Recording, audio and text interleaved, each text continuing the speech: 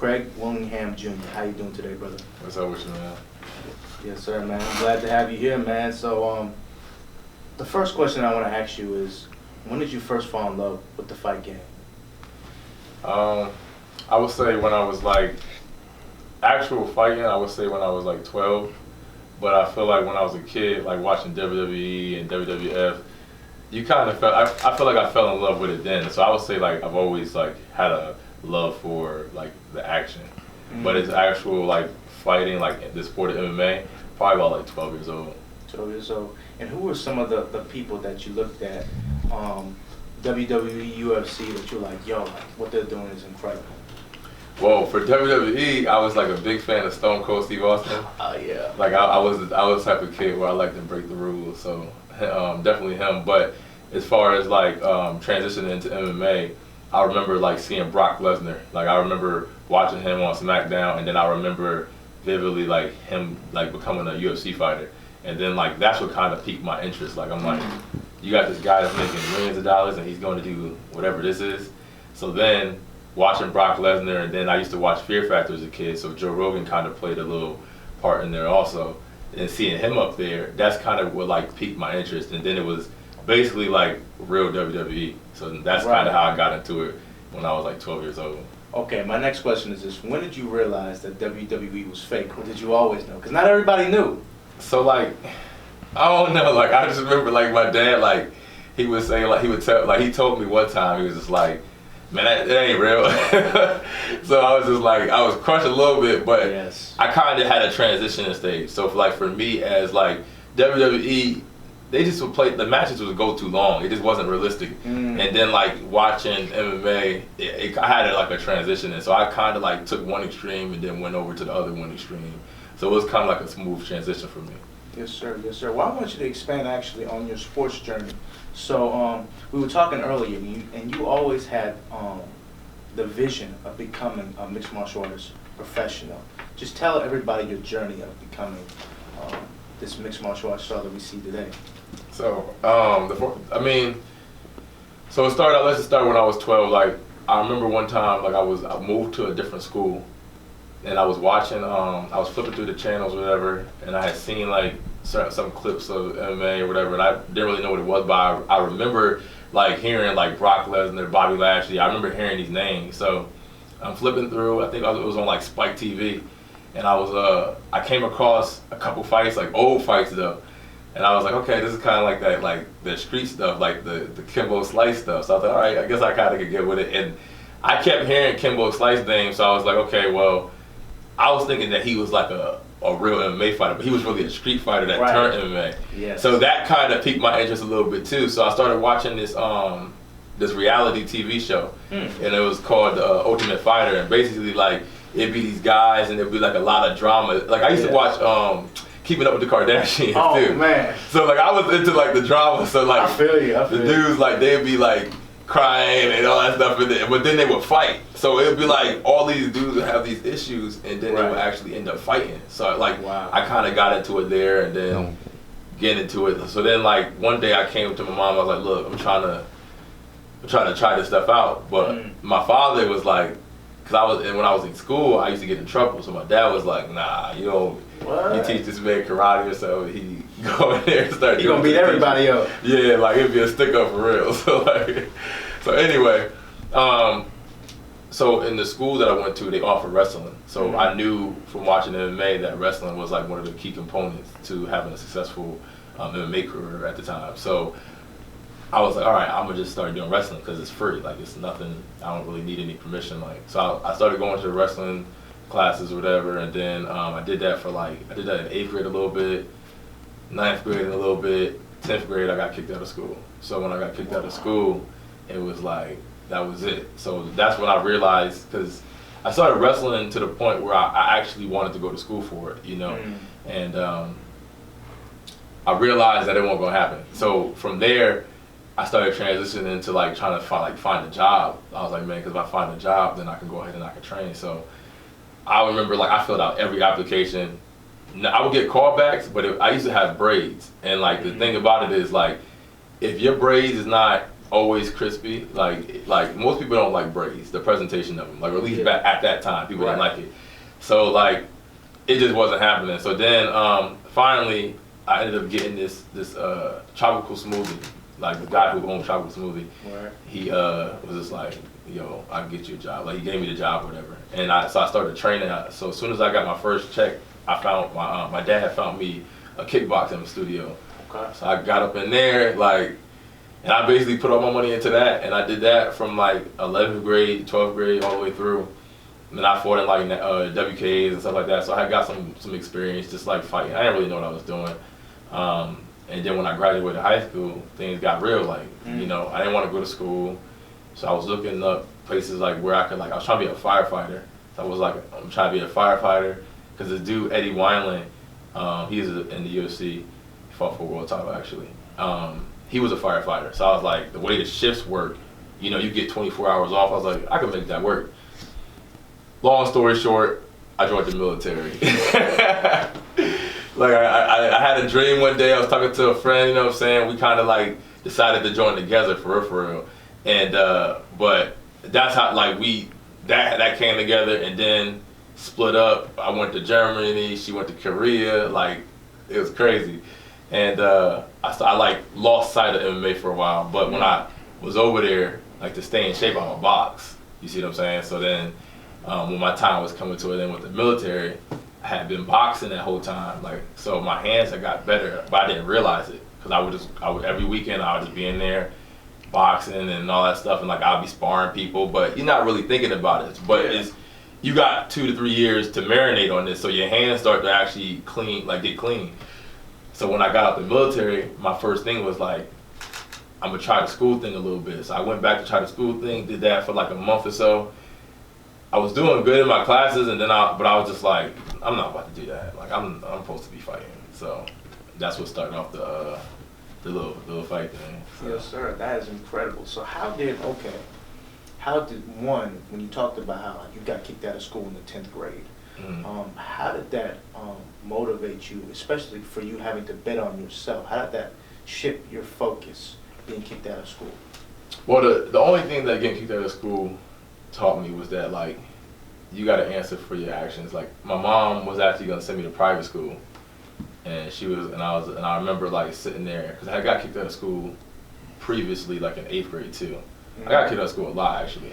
So I remember like I had to go to the school, and I remember like I hated it. Like they had the metal detectors, you know what I'm saying? You couldn't bring your phone, like you couldn't even like buy snacks at lunch unless you were like on a certain level. You see what I'm saying? So like for me it was just like, nah, I hated the school. So, but I remember the last time I had got sent there, I was like, man, like I gotta stop getting in trouble, or whatever. And but my mom didn't bail me out. I ended up going back to the school, and I remember like going through that process. It taught me in life, like you gotta see it through. Like you gotta be a man of your word. Like if you do something, you gotta own up to it. You know what I'm saying? And do what you gotta do. So like whenever it like training gets hard and stuff like that, I remember that same feeling like you asked for it. So like you know what I mean? Let's get it. That's how I look at it. So. That's the one thing getting kicked out of school actually did for me. Like it taught me how to like stay the course, like stay the path. Like I knew that I wasn't really a problem child. Like I was a problem child, but I wasn't a bad kid. You know what I'm saying? Like I would get into stuff, and that's what I kept convincing myself. Like, dude, you just gotta stop like doing stuff. You're not that bad. Like you gotta just chill. And then it ended up working out. So yes, sir. So being a wrestler in high school, and then transitioning to become a boxer. How confident did you become in your hands for the 2 or 3 years that you were in the military? Just how clean your shots were coming. Like, what was that transition like from being a wrestler to being a boxer? Well, see, for me, that's not like that's what happened, but that's not really how it really clicked in my brain. So like when I first wrestled, I was trash. You see what I'm saying? But like I watch a lot of footage. That's my thing. Like I always watch footage. So. I was trash. So when I went over to the MMA gym, I was like, well, I know the biggest thing that I always see is you see like a wrestler and they'll stick with the ground. They won't go to the other side. So I was like, well, what I'm gonna do is I'm not gonna do any MMA. I'm just gonna do something that's stand up. That way I have to learn it. You see what I'm saying? So then when I learned the Muay Thai, I actually was good at Muay Thai because I was there every day. I was understanding it. My coach, a lot of one-on-one time, so like I was picking it up quicker. So then, weird enough, like with Muay Thai, it's a lot of like clinch and grappling, but you're standing up. So I started understanding the wrestling after. So then, like watching the footage, everything started making sense then. So it kind of like marinated all at the same time. Wow. Then when I joined the military, when I started boxing, I did just boxing. So I did it again. So now whenever I'm like, if you watch my fights, I actually you'll see the transitions are smooth. Like you'll see, like I'll be a boxer and then I'll go into it. I'm doing just Muay Thai, or if we'll jump into it, I'm doing right away wrestling because it's like 3 different things going on. Like my brain automatically just switches. Like wow. I feel like we at a point now where this is like the first generation of guys who are actual MMA fighters. Everybody else was like a boxer and wrestler, a mix. Okay. You got dudes that's like they're, do a spinning back kick, come back down, somehow got you with a triangle. Like it'd be it's some crazy dudes out there. You know what I'm saying? They sick. So we at a new point now in the sport for sure. Wow, that is incredible, man. So my next question is, the first time I met you, actually, I could tell there was a difference about you. You know what I mean? Like the way you carried yourself. You carried yourself like a professional. You carried yourself like you were gonna not only be a star, but maybe a superstar in the fight game. Where did that mentality come from? I don't know. I feel like when I was younger, I feel like there's lots of things that led to it. You know what I'm saying? Like I was saying earlier, having to see myself through something. You know what I'm saying? Like getting to the end of something. Eventually, like you gain confidence in the work. You see what I'm saying? Like every single day you get up for school, you know if you can't do anything else, like you could get up for school. You know what I'm saying? Every single day you wake up and you paint, on the canvas. When it's your time to paint, you should know how to do that. You spent 300, however many hours on it. That's, you know what I'm saying? Like you're gonna get better with the work. So for me, my confidence comes from the work. Like I put a lot of work in. You know what I'm saying? I'm always looking at, like, if I can't do this, then I'm gonna do this. You see what I'm saying? If I'm not able to be physical, then I'm gonna work on crafting my mind. You see what I'm saying? So like that's where my confidence is. I know at all times I'm working in some way. Like I'm always trying to get like ahead in some way. You know what I'm saying? Yeah. So that's where my confidence comes from. Yes, sir. Yes, sir. And definitely, you put in the work, and we see it in the octagon because you finish guys. Yeah. And you finish guys quick. Yeah.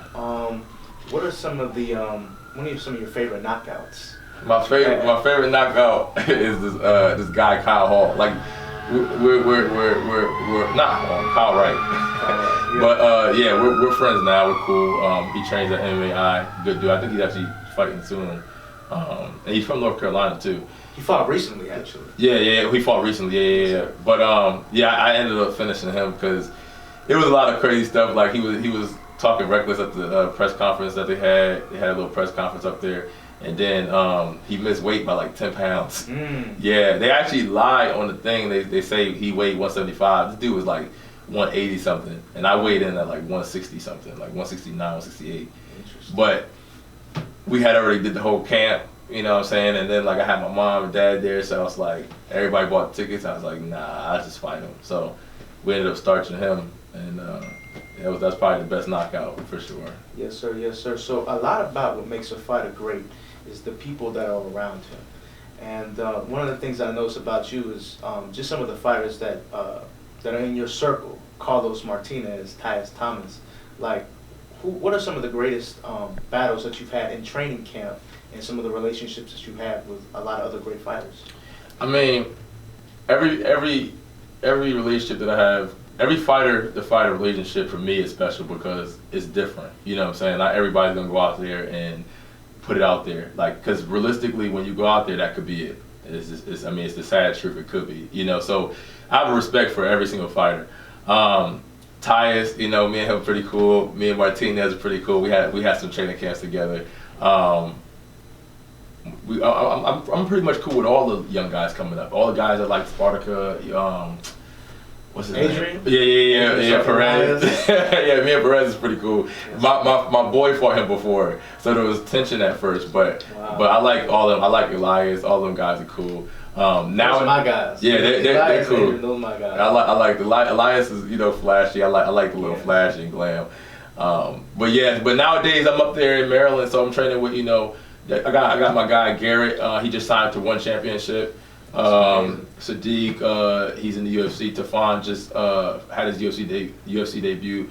Petty, we got there's a lot of good guys that I'm training with now, and relationships are great. You know what I'm saying? Like day in and day out, we grinding everywhere. Like anybody I'm around is grinding. If we're not grinding, then I really ain't nothing else I'm doing. That's all I do. Yes, sir. So, yes, sir. How did the fight game change your life? It gave me purpose. Like I feel like if there wasn't fighting, I don't know what I'd do, because I'm naturally an aggressive person. So like, for me, the fight game would give me purpose. I mean, I can literally do, when they say you can do whatever you want in this world, like they really mean it. Like you could really go out here in a cage, swing your arms, act crazy, get paid for it, and like you don't get in trouble. You know what I'm saying? Like that was my biggest thing when I was a kid. I would get into fights and I get kicked out of school. You could do that and get paid now. So like, fighting gives me purpose. You know what I'm saying? And I like the plan and you have to be very aware of yourself. You know what I'm saying? Like you have to understand like what you're putting in your body. You got to understand like the effects of things. Like it's a total package to be a fighter. Like these fighters ain't dumb. Like it's from like diet. I know more about diet and nutrition than like I ever would have thought I would have ever known. Like to the non-GMO diets, to the calories, like every single thing that you could think of, like from walking around weight, like it is like a science, so like it also sharpens my mind, and then you get into the aspect like of history, like how people repeat the same actions over and over again. So it's like you're in a school for real. Like fighting it gives you like full purpose, like everything that you could think of. Like it could teach you how to be a man for real. Yes, sir. Yes, sir. So you recently signed with Cage Fury Fighting Championships, but we're in this COVID season. How has life been as a professional fighter been for you since, 6, 7, 8 months? It's the same. Because I haven't actually had the first pro fight, even though I signed the pro contract. But it's been the same. I think I do take things a little bit more seriously though, because now it's like it's for real. Now if you lose or the blemish don't go away, because coming from amateur to pro. But I take it as serious as you can, because like I know where I want to be. Like I don't look at it like I'm not just trying to get to the UFC. I'm trying to become a world champion. So it's easy to make it to the UFC. That's not, I wouldn't say easy, but like it's doable. Like it's doable to make it to the UFC. But like maintaining it and actually getting those wins together, and then challenging for like a top 10 spot, and then main event, and then the title, and then like defending the title is a whole different world too. You see what I'm saying? Because once you're the champion, everybody want a shot at the champ. Like they don't care what you're doing. So that in order for me, if I want those type of things, I have to take it extremely serious now, and that's what I do. Yeah. I have to take it extremely serious now. So nothing. I don't think too much has changed. I've sharpened up on certain things. Like I'm trying to come to practice like earlier. You know what I'm saying? And like make sure, especially like recovery, I take that way more serious than I ever have now, because I'm starting to understand that like if you don't recover, then you're done. You see what I'm saying? So, but other than that, it's the same grind. Yes, sir. Yes, sir. Well, this is actually a futuristic question, but I'm going to ask it anyway. Somebody like yourself who's very vision focused, you see yourself becoming a UFC champion, and a lot of athletes, fighters or whatever, once you reach a certain level of success, once you have a certain level of fame and money, the grind it's not the same as it once was. Like for you, what do you think your mentality will be like once you have the championships, once you have the wealth, and you're still fighting? Do you feel like you would still have that same edge to defend those titles? I think I will. And the reason why I think I will is because I've had a wild past. You see what I'm saying? So like money is definitely not anything new to me. Like I've gotten to, like, you gotta look at it like this. Like most people, they get to the UFC, they ain't never traveled before. I traveled around the world. I've been to over 10 countries. You see what I'm saying? Like I've done some things. You see what I'm saying? So I don't feel like the distractions is gonna bother me as much as it will bother somebody who has never seen these type of things. Like I've had money and lost money. You see what I'm saying? So for me, I don't think that those are gonna. I need a little bit more for it to really start affecting me. But and also like I feel like my goals. I'm not like you have to stay goal oriented. You have to stay on the path. Like I'm not. Like I said, it's not. I'm not trying to just get to the UFC. Like I'm trying to get the title. I'm trying to defend the title. We want the next weight class, and we want the next weight class. Okay. You see what I'm saying? So I got a lot of stuff to keep me busy. You see what I'm saying? So like the money thing is not really. That's not really a big deal. Attention is not really a big deal because I mean that's all it is attention. You see what I'm saying? So I think I'll be all right. Interesting. So what's the highest weight class would you fight in? I mean, if I start at 55, right? I've already fought at 70. So if I go down to 55, and obviously I would go to 170. Right. But I'm 6'1". Yeah. So I go to 85. Okay. And like realistically, in order for me to ever hit 205, and this is me talking reckless, like this is really me talking reckless, right? But in order for me to hit 205, I would have had to already get a title or a title shot in all three of those weight classes, and then I would go to 205 but those guys are getting bigger. That's never been done in history. No, these has 3. So I mean, we're really talking crazy. But that's the only way it's possible. Yeah. You gotta have a guy. You gotta fight you have to have a weight class that you're comfortable in, 170, which is me. That's where I'm at. But then you have to be able to go down to 55. Like so, you have to be small enough. I'm skinny enough. I'm young enough. Like you see what I'm saying? So I have the time. 4 years old. So then you got to be able to get to 55 down there. But then quickly you got to do like Conor McGregor, how he did 45 and then got up out of there. You got to do that at 55, then go to 70. And then you got to get the right matchup at 85, realistically. You got to get a Michael Bisping. no offense to Michael. He's a savage in the octagon, though. He's a warrior. He's gang, but I mean, at the same time, it's like, ain't nobody trying to be like Michael Bisping. Like, he had a great career. Like, it's nothing against him, but like, he also had a hard path. Like, he had the hardest path to a world title and almost missed his shot. Like, he like if Luke Rockhold wasn't tripping in the ring or in the octagon, man, that could have been way different. That could have been not as good of a story. You see what I'm saying? So I feel you. I feel you. That's crazy. So what is success to Craig Willingham Jr.?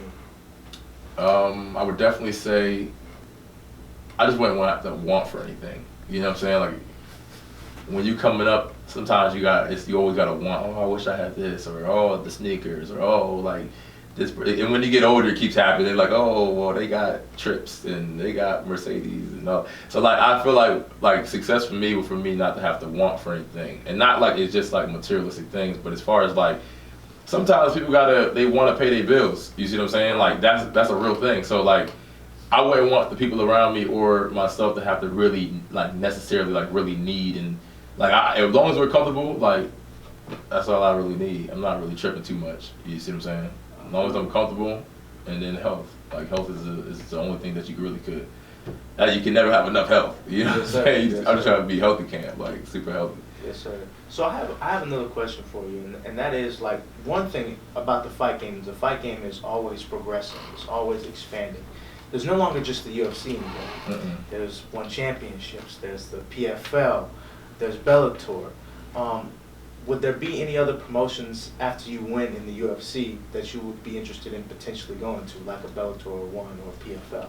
I thought about it. I mean, I'll have to wait till all that stuff play out, but like, I like what Bellator is doing. Like they just signed Rumble Johnson. They just signed Romero. Yeah, Romero. I like Romero. Like Cuban dude. Like I like the Cubans, man. The dudes is like they crazy.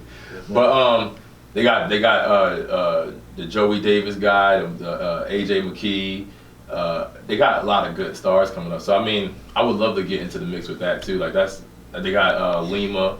They got a lot of good guys at Bellator. Bellator is actually a player. They got Corey Anderson. They got I could name them all day. They got a lot of guys over there.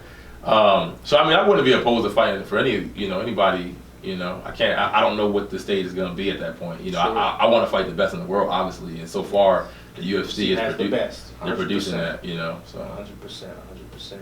So let's say a little boy, a little girl. They look at you and they see what you're doing. You're 24 years old, you're killing the game. They're like, okay, Craig, what's the keys to success? How do I get to be at a level where my family doesn't have to want for anything? What would you tell them? I feel like you got to be honest and you got to be consistent.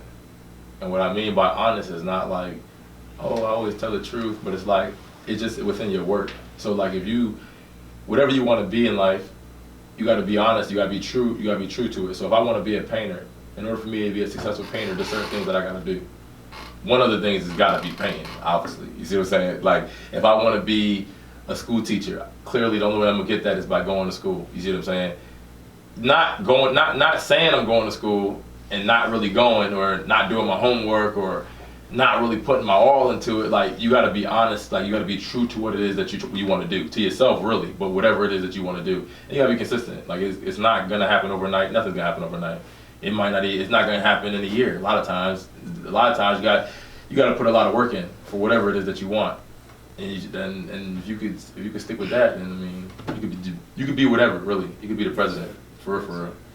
So. Sir, that's amazing. That's amazing.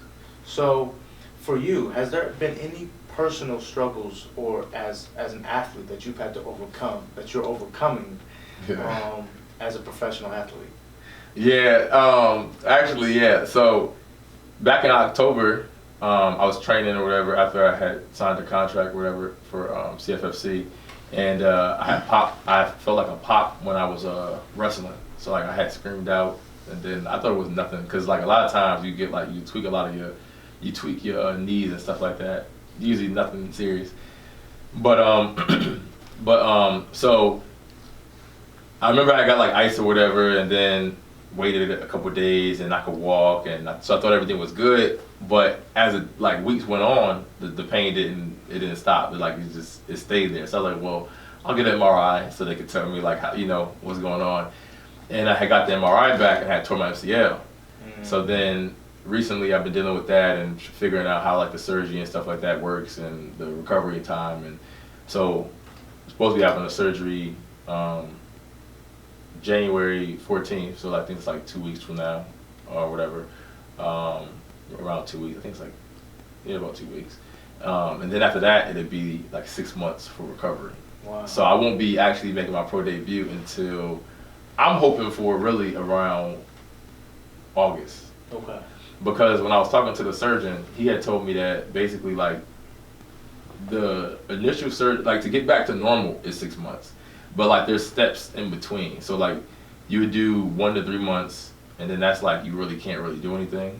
But then from there, you're able to start to maneuver and I guess slowly get back into it. Like it's a whole schedule that they got going on. And I'm gonna stay, he told me that you like from day one, you can do like upper body stuff. So I'm gonna come back swole. Like I'm gonna come back just like, big. yeah, just like they're gonna look at me. I'm gonna be like Debo, so rest in peace to Debo. Yeah. But I'm gonna be like Debo. I'm gonna come back like Michael Clark Duncan. I'm just gonna be taking kids lunch, everything. Yes, sir. Yes, sir. How are you mentally preparing for that? Because like I was speaking with you earlier, you talked about your mindset and also the things that you say, are very impactful to you as a person and in your career. So what are some of the things that you're telling yourself and that you're mentally preparing for the surgery? The biggest thing that I tell myself every day is that my time is gonna come. Because a lot of times that you see like my teammates, I see them like with the success that they're having, and I'm constantly sitting there thinking like, man, like this man doing it, I can do it. Like it's not even no hate towards them. It's just like I want to compete. You see what I'm saying? So I constantly tell myself that like your time is gonna come. Don't rush it. You know what I'm saying? Like like right now, there's other things that I'm supposed to be learning. That's the reason why I'm injured. That's how I view it. I view it as if this is something that I'm supposed to learn from. I'm supposed to gain a whole bunch from this. And honestly, I look at it as like, this is the perfect time to get right. Like, this is the perfect time to get your mind right. Like, I was training hard, but I feel like I always could have been doing more. I could always, like, there's times where I came to practice 5-10 minutes late. I could have been 5 or 10 minutes early. So, like, right now, I'm trying to get my mindset for when I do get back, like, no games. Not at all. Like, when I get, it's going to be super serious. Like Jorge Masvidal, super necessary. It's going to be super necessary what I'm about to do. So, I definitely just trying to stay positive thoughts. Yes, sir. Yes, sir. Hey, you heard it here. No games. Yeah, definitely no games. Craig Willingham Jr. Thank you very much, brother, for your time. Where can people find you on social media? On my Instagram is aboutbilly.on, and then Twitter is aboutbillyon, just straight out, no dots. Yes, sir. Yes, sir. And I'm telling y'all, y'all need to check out his YouTube. He's gonna do some stuff. He's gonna have a sports podcast on there.